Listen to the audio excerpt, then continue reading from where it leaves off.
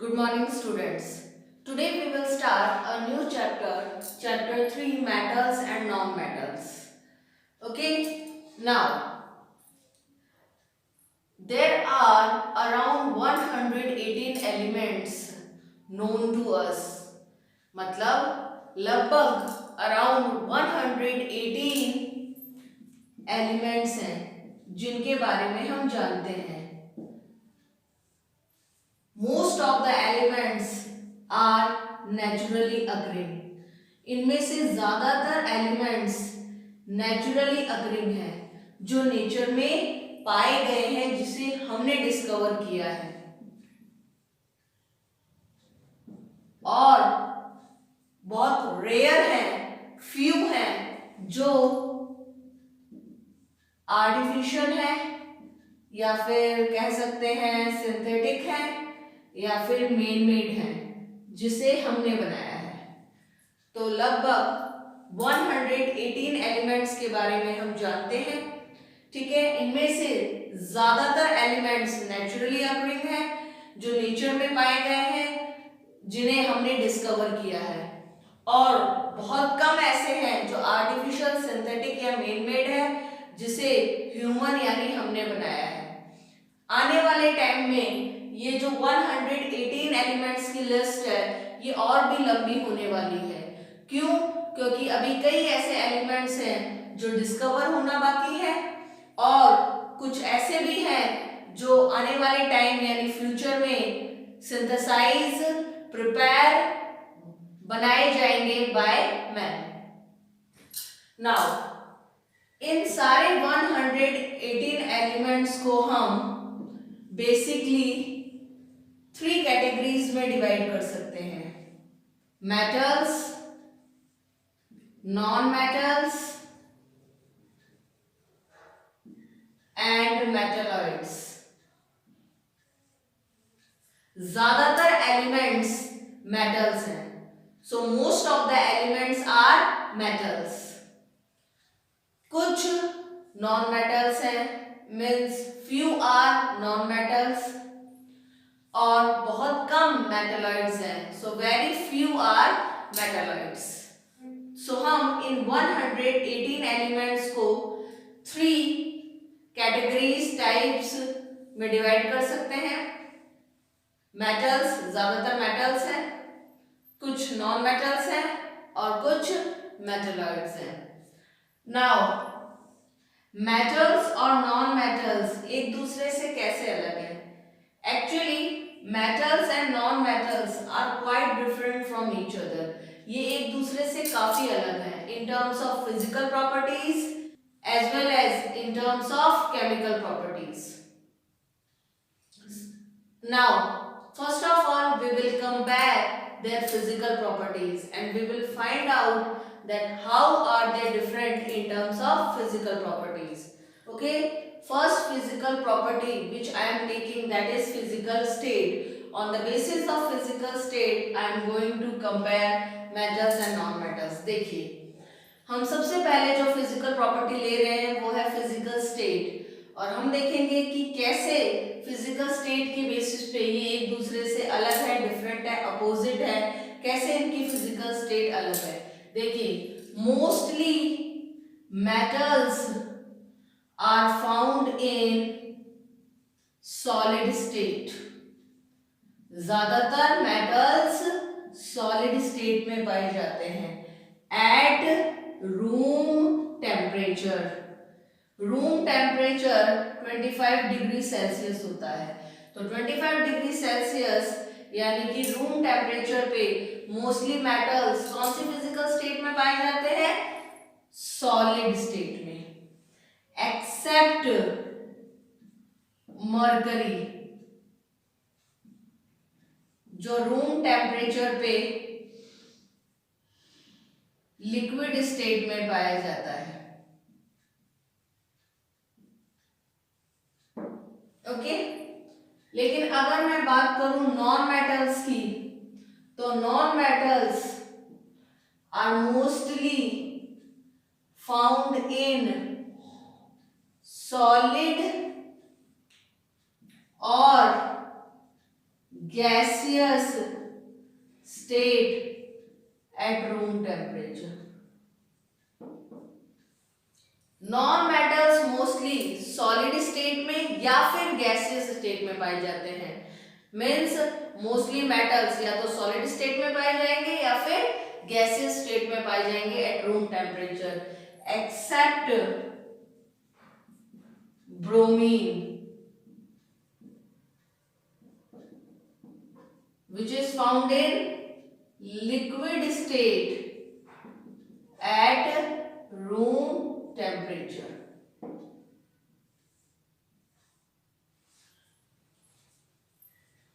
Okay, now next physical property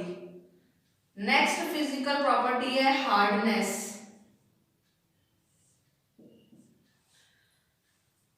metals are hard. Metals क्या होते हैं? हार्ड होते हैं, ठीक है, एक्सेप्ट लिथियम, सोडियम, पोटेशियम, जिन्हें हम क्या कहते हैं? Soft metals. ये इतने सॉफ्ट होते हैं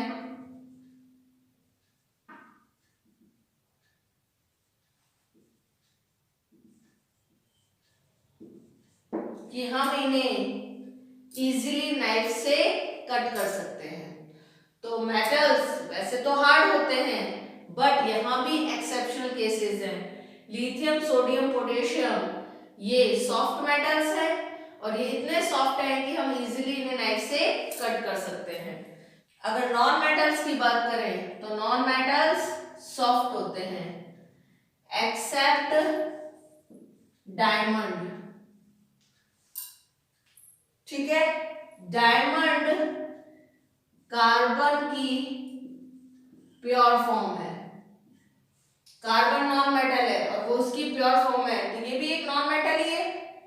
और नॉन मेटल सॉफ्ट होते हैं, तो अकॉर्डिंगली डायमंड भी सॉफ्ट होना चाहिए, बट ये इस अर्थ का सबसे हार्डेस्ट सब्सटेंस है।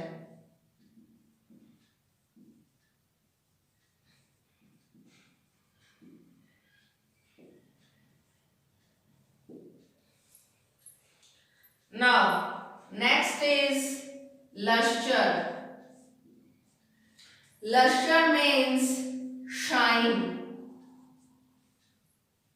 Okay?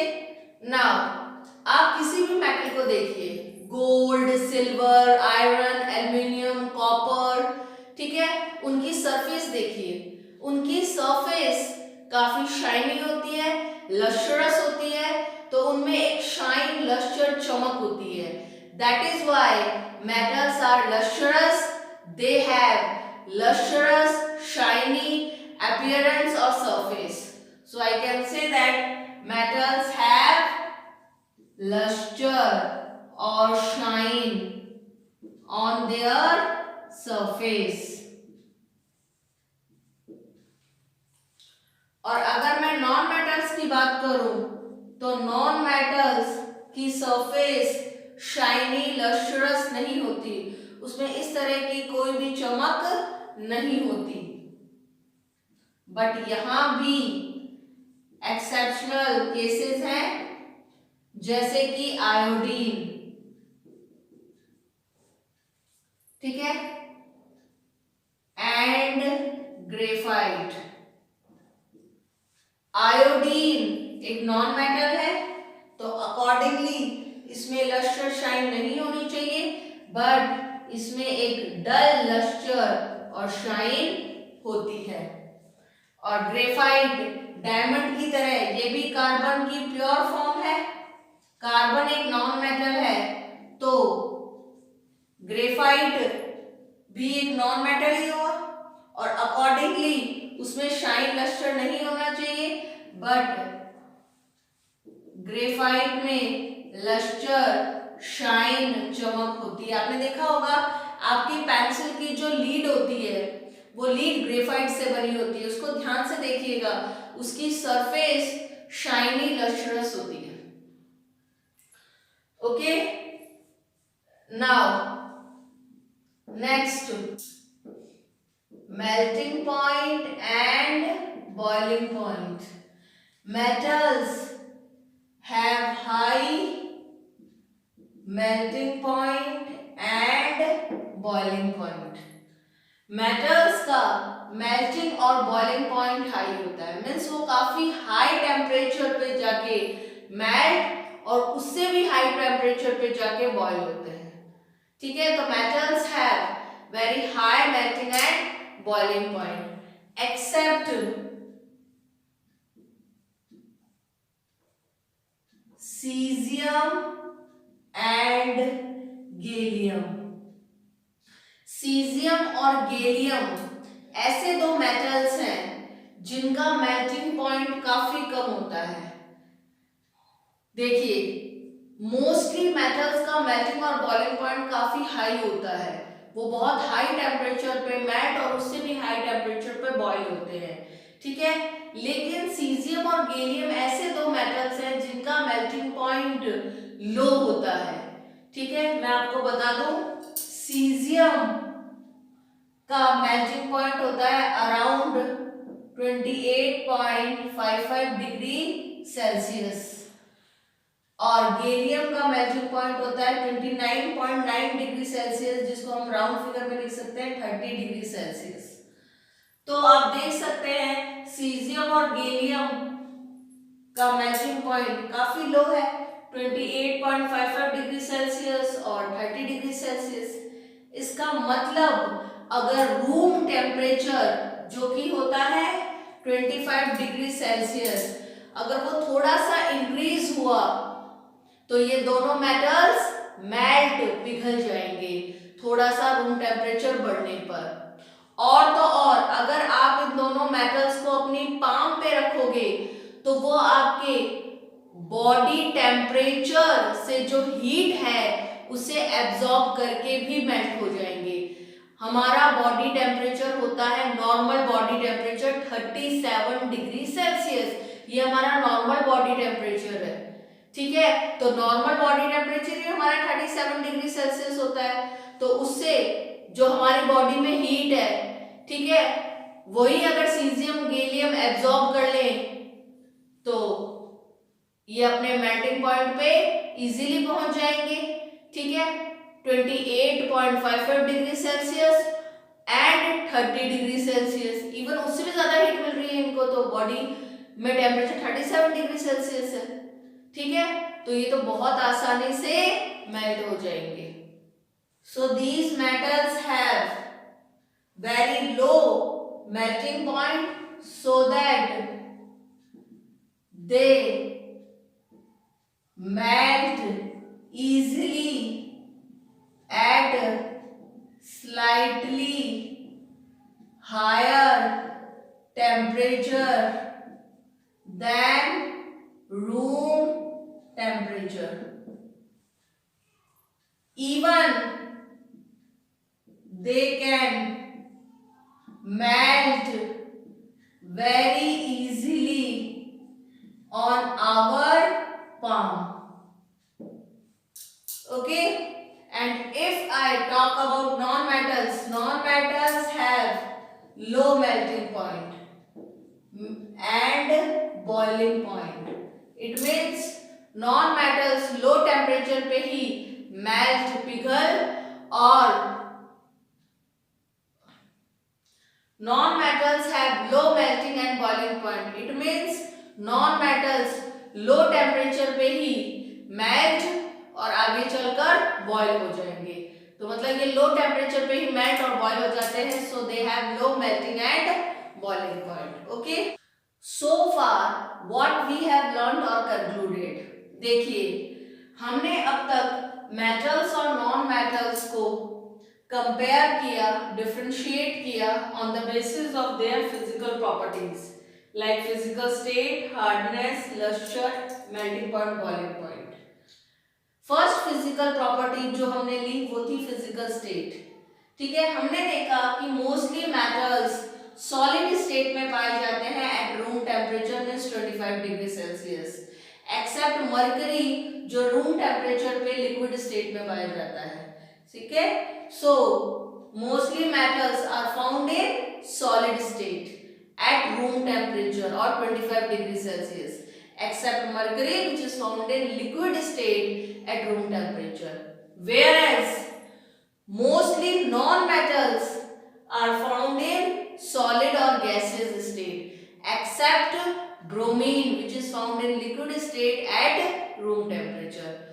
दूसरी तरफ हमने क्या देखा, जो नॉन मेटल्स हैं वो मोस्टली या तो सॉलिड स्टेट में पाए जाते हैं या फिर गैसियस स्टेट में एट रूम टेम्परेचर, ठीक है, एक्सेप्ट ब्रोमीन जो लिक्विड स्टेट में पाया जाता है eight room temperature. Okay, so physical state अगर हम देखें तो मेटल्स मोस्टली सॉलिड स्टेट में एक्सेप्ट मर्करी जो लिक्विड स्टेट में पाया जाता है eight room temperature, whereas non-metals mostly solid या फिर gaseous state में except bromine जो कि liquid state में पाया जाता है at room temperature।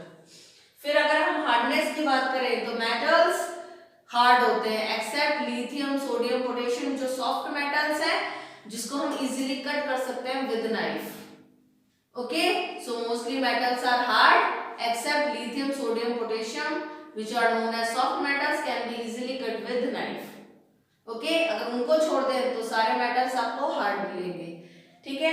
लेकिन अगर मैं नॉन मेटल्स में हार्डनेस देखूं तो नॉन मेटल्स सॉफ्ट होते हैं एक्सेप्ट डायमंड जो कार्बन की प्योर फॉर्म है। कार्बन नॉन मेटल है तो डायमंड भी नॉन मेटल हुआ, बावजूद इसके वो इस अर्थ का सबसे हार्डेस्ट सब्सटेंस है। फिर लस्टर, शाइन, मेटल्स की जो सरफेस होती है काफी शाइनी लस्ट्रस होती है, ठीक है, जबकि नॉन मेटल्स की जो सरफेस होती है उनका जो अपीयरेंस होता है वो बिल्कुल भी शाइनी लस्ट्रस, उनमें चमक नहीं होती। Okay, so metals have lustre whereas non metals do not have lustre, but यहाँ एक्सेप्शनल केसेस हैं जैसे कि आयोडीन जिसमें डल लस्टर होता है, ग्रेफाइट जो कि कार्बन की प्योर फॉर्म है डायमंड की तरह, ठीक है, तो कार्बन नॉन मेटल है तो ग्रेफाइट भी नॉन मेटल हुआ, बट बावजूद इसके इसमें लस्टर शाइन होता है। Melting and boiling point, metals mostly metals का मेल्टिंग और बॉइलिंग पॉइंट हाई होता है, वो काफी हाई टेम्परेचर पे मेल्ट और फिर उससे भी हाई टेम्परेचर पे बॉयल होते हैं, एक्सेप्ट सीजियम और गैलियम जिनका आप मेल्टिंग पॉइंट देख सकते हैं काफी कम है, 28.55 डिग्री सेल्सियस और 30 degree Celsius of caesium and gallium respectively, यानी ये काफी लो टेम्परेचर पे मेल्ट पिघल जाते हैं। इवन जो रूम टेम्परेचर है दैट इज 25 डिग्री सेल्सियस वो थोड़ा सा बढ़ा और 28.55 डिग्री सेल्सियस या 30 डिग्री सेल्सियस पहुंचा, ठीक है, तो ये मेल्ट हो जाएंगे।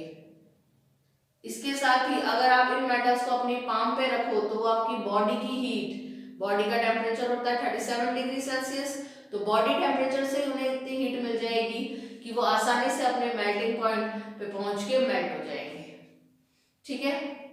जबकि नॉन मेटल्स होते हैं उनका मेल्टिंग पॉइंट, बॉइलिंग पॉइंट लो होता है, वो लो टेम्परेचर पे मेल्ट और बॉयल होते हैं, ठीक है। तो हमने देखा कि इनकी ये फिजिकल प्रॉपर्टीज, चाहे फिजिकल स्टेट हो, चाहे हार्डनेस हो, चाहे लस्टर हो, चाहे मेल्टिंग पॉइंट, बॉइलिंग पॉइंट हो, ऑफ मेटल्स और नॉन मेटल्स एक दूसरे से काफी अलग है। अब नेक्स्ट फिजिकल प्रॉपर्टी है electrical conductivity. Electrical refers to electric current. Conductivity means ability to conduct और पास। So electrical conductivity is the ability to conduct or pass electric current. तो electrical conductivity वो ability है जिससे कोई substance या material अपने थ्रू इलेक्ट्रिक करंट को कंडक्ट पास होने देता है। और अगर हम मेटल्स की बात करें तो metals have good electrical conductivity. Metals की इलेक्ट्रिकल कंडक्टिविटी काफी अच्छी होती है, they are good conductors of electric current because they can pass और कंडक्ट इलेक्ट्रिक करंट इजीली, ठीक है। तो जो आपके मेटल्स होते हैं वो आसानी से अपने थ्रू इलेक्ट्रिक करंट, इलेक्ट्रिसिटी को पास होने देते हैं। So they have good electrical conductivity, they are good conductors of electricity which can conduct और पास इलेक्ट्रिक करंट इजीली। इसलिए आपके जो इलेक्ट्रिसिटी ट्रांसमिशन वायर्स होते हैं वो वायर्स जो इलेक्ट्रिक करंट को पास करते हैं आसानी से, वो मेटल्स के बने होते हैं, because metals are good conductors of electric current और इलेक्ट्रिसिटी। ठीक है, अच्छा, सिल्वर इलेक्ट्रिसिटी का बेस्ट कंडक्टर होता है, which is followed by copper and then aluminium। ठीक है, तो अगर हम इलेक्ट्रिकल कंडक्टिविटी की बात करें तो among metals silver is the best conductor of electricity और electric current, which is followed by copper and then aluminium। हम mainly usually electricity transmission wires copper और एल्यूमिनियम के बनाते हैं because they are good conductors of electricity. Silver के नहीं बनाते क्योंकि सिल्वर वैसे तो बेस्ट कंडक्टर है इलेक्ट्रिसिटी का, इट इज एक्सपेंसिव, इसलिए हम प्रेफर करते हैं कॉपर और एल्यूमिनियम को।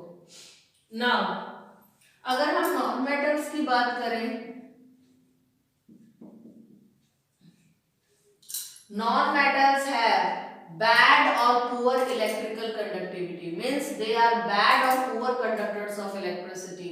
इसका मतलब उनकी एबिलिटी करंट पास करने की, इलेक्ट्रिसिटी पास करने की बहुत बैड पुअर होती है।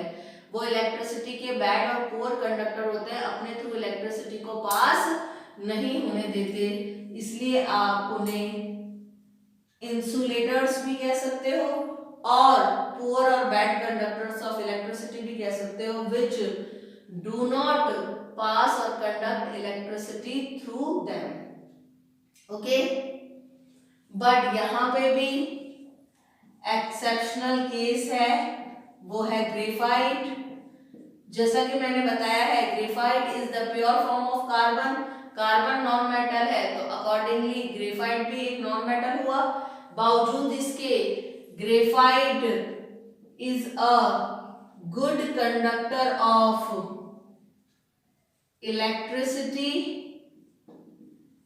and heat। ठीक है, तो ग्रेफाइट नॉन मेटल होते हुए भी इलेक्ट्रिसिटी और हीट दोनों का ही गुड कंडक्टर है, मतलब अपने थ्रू इलेक्ट्रिसिटी को भी पास होने देता है और साथ ही साथ हीट को भी। Next, thermal conductivity. See, thermal means heat, conductivity that I already told you, it is the ability to conduct or pass, so I can say that thermal conductivity is the ability of a substance or material to pass or conduct heat। तो thermal conductivity किसी भी material या substance की वो ability है जिससे वो अपने थ्रू हीट को कंडक्ट या पास होने देता है। ठीक है, और मेटल्स की ये कंडक्टिविटी गुड होती है, काफी अच्छी होती है। So I can say that metals are good conductors of heat, they can pass heat through them easily. इसलिए जो हमारे कुकिंग यूटेंसिल्स होते हैं, वेसल्स होते हैं, वो मेनली मेटल से बने होते हैं, जैसे कॉपर, एल्यूमिनियम, क्योंकि वो अपने थ्रू हीट को आसानी से पास होने देते हैं। जैसे ही हम गैस बर्नर या स्टोव पे कुकिंग वेसल रखेंगे which are made up of metals like copper और एल्यूमिनियम, तो गैस बर्नर से जो फ्लेम निकलेगी, उसकी जो हीट प्रोड्यूस होगी, वो उस कुकिंग वेसल जो मेटल से बना हुआ है उसके थ्रू आसानी से पास होके फूड तक पहुंचेगी और फूड बहुत कम टाइम में इजीली प्रॉपर्ली कुक हो जाएगा। ओके, नाउ अगर मैं थर्मल कंडक्टिविटी की बात करूं तो इसमें सिल्वर और कॉपर इक्वली बेस्ट कंडक्टर्स है हीट के। So silver and copper both are best conductors of heat, followed by aluminium and many more. ठीक है, चलिए अगर मैं नॉन मेटल्स की बात करूं तो non metals are bad or poor conductors of heat, तो इनकी थर्मल कंडक्टिविटी भी पुअर बैड होती है, तो इनकी ये एबिलिटी भी पुअर बैड होती है। It means non metals have poor और bad thermal conductivity, means they do not have ability to pass heat through them, they do not conduct heat through them. Okay, लेकिन इसमें भी exceptional case है, वो मैं बता ही चुकी हूँ, वो है आपका ग्रेफाइट। ठीक है, जो इलेक्ट्रिसिटी के साथ साथ हीट का भी गुड कंडक्टर है, इलेक्ट्रिसिटी को भी इजीली पास होने देता है, साथ ही साथ हीट को भी, बावजूद इसके कि वो एक नॉन मेटल है। ठीक है, बाकी के सारे non metals bad poor conductors होते हैं हीट और इलेक्ट्रिसिटी के, लेकिन ग्रेफाइट एक ऐसा नॉन मेटल है जो गुड कंडक्टर होता है of heat and electricity. Now malleability, what do you mean by malleability? Malleability, it is the ability or property of metal by which it can be hammered into thin sheets। जैसा कि मैंने definition में बता दिया, malleability it is the property or ability of a metal to be hammered into thin sheets। मतलब malleability metal की ही property, उसी की एबिलिटी होती है जिससे आप उसे थिन शीट में कन्वर्ट कर सकते हो किसी भी मेटल को। ठीक है, अगर आप हैमर से बीट करोगे, हैमर से मारोगे, तो वो बहुत पतली पतली थिन शीट ऑफ फॉइल में कन्वर्ट हो जाएगा। तो मेटल की एक प्रॉपर्टी, एक एबिलिटी होती है कि जैसे आप उसे हैमर से बीट स्ट्राइक करोगे तो उससे बहुत पतली पतली शीट और फॉइल बन जाएगी, वो उसमें कन्वर्ट हो जाएगा। Okay, all metals are malleable as they can be hammered into thin sheets or foil। Okay, now अगर हम malleability में बात करें तो गोल्ड सबसे ज्यादा मेलेबल मेटल है। Gold is the most malleable metal. ठीक है, गोल्ड से सबसे पतली शीट बन सकती है, उससे पतली थिन शीट आप किसी और मेटल से बना ही नहीं सकते। So gold is the most malleable metal we have. ठीक है, इसे जैसे आप हैमर करोगे ये बहुत ही थिन, या यूं कहूं ultra thin, extremely thin sheet और फॉइल में कन्वर्ट हो जाएगा। यही रीजन है कि रदरफोर्ड ने अपने अल्फा पार्टिकल स्कैटरिंग एक्सपेरिमेंट में गोल्ड मेटल को चुना, क्योंकि उन्हें एक बहुत ही ultra thin, extremely thin foil sheet चाहिए थी जो गोल्ड जैसे मोस्ट मेलेबल मेटल से ही मिल सकती थी। इसलिए उन्होंने गोल्ड जैसा मोस्ट मेलेबल मेटल लिया और उसे हैमर करके बहुत ही ultra extremely thin gold sheet और फॉइल बनाई, जिससे उन्होंने alpha particle scattering experiment perform किया। ओके, नाउ अगर हम नॉन मेटल्स की बात करें तो non metals are non malleable. Means if you hammer a non-metal, then non-metal will not be converted into thin sheets or foil। अगर आप किसी non-metal को हैमर करोगे तो वो thin sheet या foil में कन्वर्ट नहीं होगा, उससे आप thin sheet foil नहीं बना सकते, इसलिए non-metals non-malleable होते हैं। ठीक है, but they are brittle, लेकिन वो ब्रिटल होते हैं। ब्रिटल मीन्स जैसे आप किसी नॉन मेटल को लोगे, ठीक है, और उसे हैमर से बीट या स्ट्राइक करोगे तो उससे पतली पतली थिन शीट या फॉइल तो नहीं मिलेंगी, इसका मतलब वो नॉन मेलेबल है, लेकिन वो छोटे छोटे छोटे पीसेस में टूट जाएगा, इसका मतलब वो ब्रिटल है। So when we hammer a non metal, that non metal is not converted into thin sheets or foils। It means a non-metal is non-malleable, but it is broken down into small pieces. That is why a non-metal is called brittle। Now, next, Ductility. Ductility is the property or ability of a metal to be drawn into thin long wires. ठीक है, ductility metal की वो property ability है जिससे हम उसके पतले पतले लंबे वायर्स बना सकते हैं। तो जैसा मैंने डेफिनेशन में कहा कि ये मेटल की प्रॉपर्टी है, इसका मतलब मेटल को हम पतले पतले लंबे लंबे वायर्स में कन्वर्ट कर सकते हैं। That is why metals are called ductile, because metals can be drawn into thin long wires. सबसे ज्यादा डक्टाइल मेटल होता है गोल्ड। तो गोल्ड सबसे मेलेबल भी है और सबसे ज्यादा डक्टाइल भी है। So it is the most malleable as well as most ductile. ठीक है, 1 ग्राम गोल्ड से आप 2 किलोमीटर लंबा वायर बना सकते हो। तो आप खुद इमेजिन कर सकते हो कि गोल्ड कितना डक्टाइल है, कि सिर्फ 1 ग्राम गोल्ड से आप 2 किलोमीटर लंबा वायर बना सकते हो। तो इतने से गोल्ड से आप कितना लंबा और पतला वायर बना सकते हो। सो it is the most ductile metal. So gold इतना मेलेबल और डक्टाइल है, इसलिए हम उससे ज्वेलरी भी बनाते हैं, क्योंकि ज्वेलरी में अलग अलग तरह की designs, shapes, sizes required, desirable होती हैं। ठीक है, तो मेटल की कितनी भी पतली शीट बन सकती है, कितने भी पतले लंबे वायर्स बन सकते हैं, तो उससे आप कैसी भी डिजाइन, कैसी भी शेप, साइज दे सकते हो as per your requirement, as per your desire. ठीक है, ऊपर से गोल्ड काफी लश्रस भी होता है, उसमें एक चमक भी होती है, तो उससे ज्वेलरी आप बनाओगे वो काफी शाइनी लश्रस भी होगी, तो उसकी ब्यूटी और बढ़ जाएगी। और एक और चीज, गोल्ड किसी से रिएक्ट नहीं करता, तो वो करोड भी नहीं होता।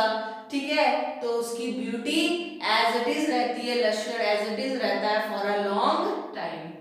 Okay, that is why gold is the most preferred metal to make jewellery.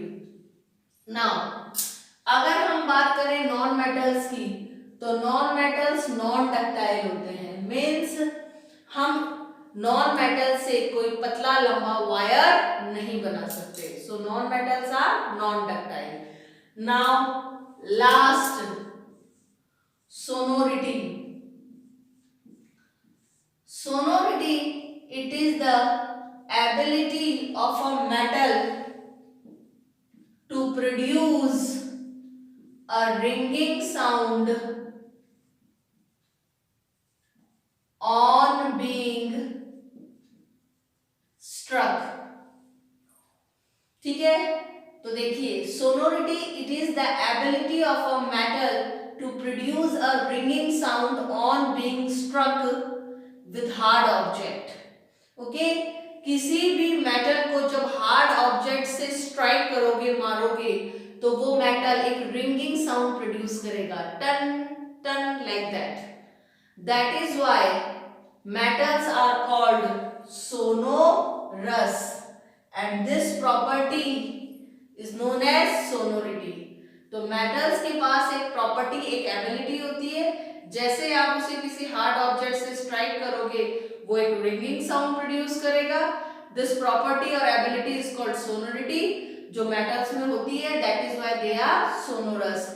But non metals में ये प्रॉपर्टी नहीं होती, they are non sonorous, because when they are struck with a hard object they do not produce ringing sound। जैसे हम किसी non metal को hard object से strike करेंगे, मारेंगे, तो वो कोई रिंगिंग साउंड प्रोड्यूस नहीं करेगा, जैसे टन टन ऐसी साउंड प्रोड्यूस नहीं करेगा।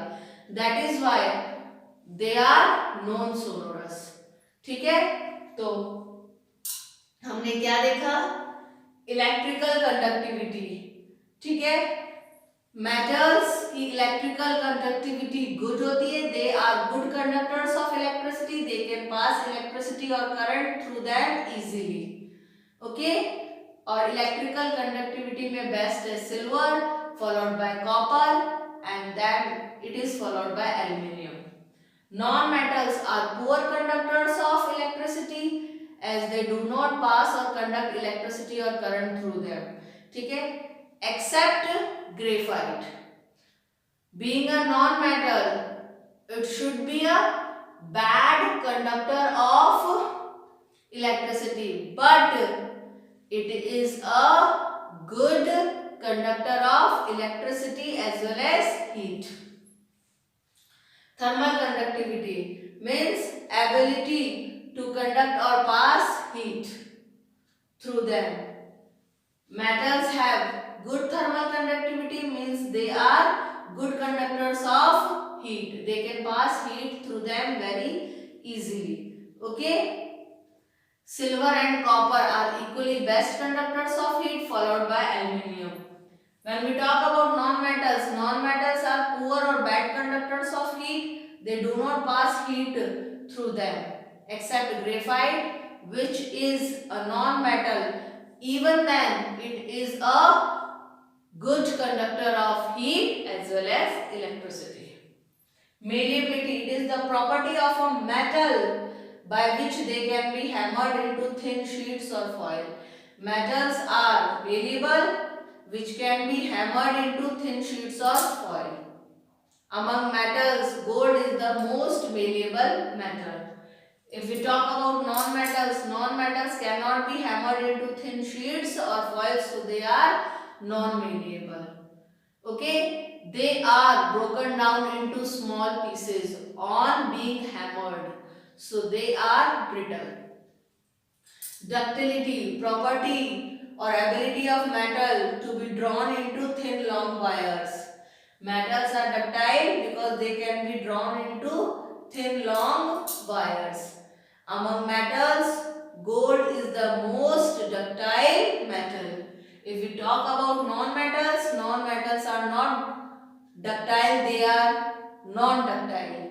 They cannot be drawn into thin long wires. Last but not the least, sonority. Okay, when metals are being struck with hard object, they produce a ringing sound. That is why they are sonorous, and this property is called sonority, which they have. If we talk about non-metals, non-metals are non-sonorous because they cannot produce ringing sound on being struck with hard objects. So they are non-sonorous.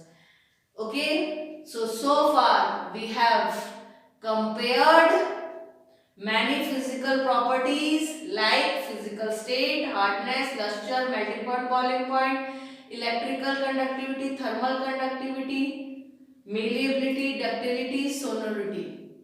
On the basis of these physical properties, what we have found? We have found that metals and non-metals are quite different from each other in terms of these physical properties. Okay, examples of metals: copper, silver, gold, platinum, aluminium, iron, etc. Examples of non-metals: oxygen, hydrogen, sulfur, phosphorus, chlorine, argon, etc. Okay, now as I told you in the beginning, all the elements can be categorized into three types: metals, non-metals, that we have discussed. Then thirdly, there is metalloid. Now, what are metalloids? Metalloids are also known as semi-metals. Metalloids or semi-metals are the elements which possess few properties of metals and few properties of non-metals. So I can say that metalloids or semi-metals resemble with metals as well as non-metals. तो हम ये कह सकते हैं कि जो metalloids या semi metals होते हैं, इनमें कुछ प्रॉपर्टी तो मेटल्स की होती है और कुछ नॉन मेटल की, यानी कुछ ये मेटल जैसे होते हैं, कुछ नॉन मेटल जैसे होते हैं। इसलिए आप इन्हें सिर्फ मेटल भी नहीं कह सकते, नॉन मेटल भी नहीं कह सकते, तो हम इन्हें कह सकते हैं मेटालॉइड या फिर सेमी मेटल्स। ओके, एग्जांपल है silicon, germanium, arsenic, okay, boron, etcetera. Okay, So this is all for today. In our next class we will discuss chemical properties of metals and non-metals, and on the basis of chemical properties we will differentiate metals and non-metals. Till then, thank you. Have a nice day.